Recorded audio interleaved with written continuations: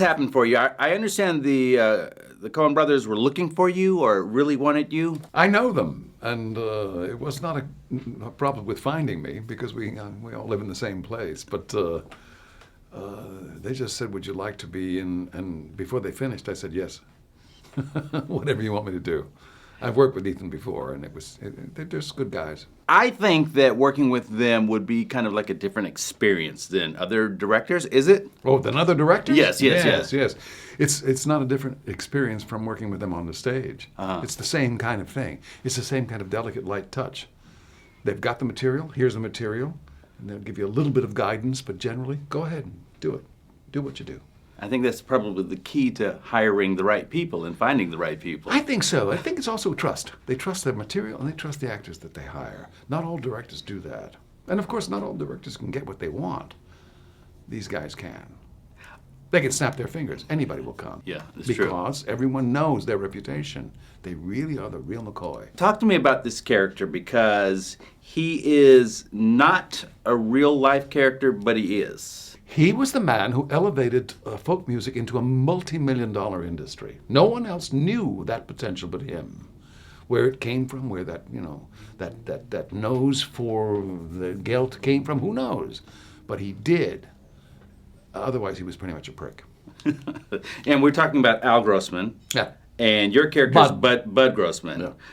Basically the same person, but this isn't a real life story. It's not a autobiography of anyone. I don't think so. I think it's loosely based on Dave Van Ronk and Bud Grossman, but it, they're good sources to go to, and that's where I went when I studied who he was and what he accomplished. He accomplished a great deal, but he eventually succumbed to the greed, as so many do.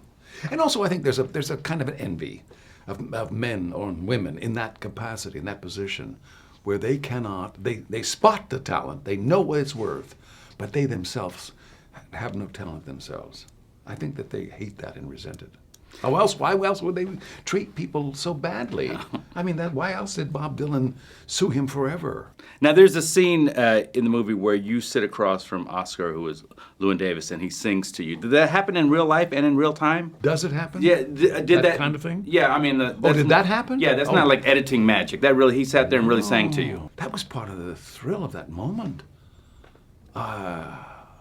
I don't know how to explain. I'm from the theater originally, and the idea that we shot that thing in an empty theater, a small empty theater on 23rd Street, where I performed before, and there's something very delicate about working in an empty theater.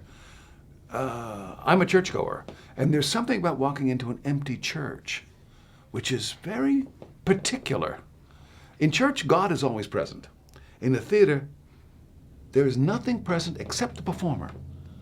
And if there's no audience, it's very strange and absent. So that when he's playing for me, it becomes a spilling of his heart and his soul to one man who is, his future, his life or his death. It becomes very meaningful. I think that's where the power of that scene comes from. Made in Hollywood.